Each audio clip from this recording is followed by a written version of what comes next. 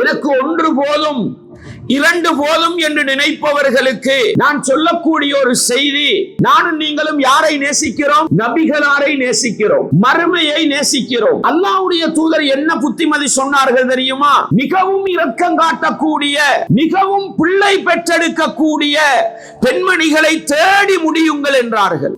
ஏன் தெரியுமா?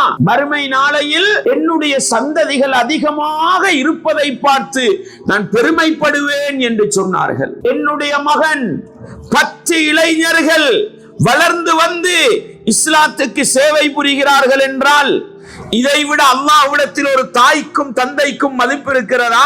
மறுமை நாளையில் இந்த 10 பேருக்கும் 10 பேர பிள்ளைகள் என்றால் அந்த உம்மாவுக்கும் வாப்பாவுக்கும் எத்தனை பேர பிள்ளைகள்?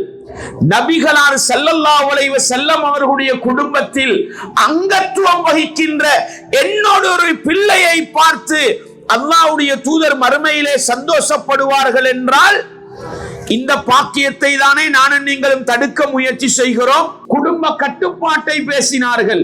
இஸ்லாத்தை பொறுத்தவரையில் குடும்ப கட்டுப்பாடு கிடையாது.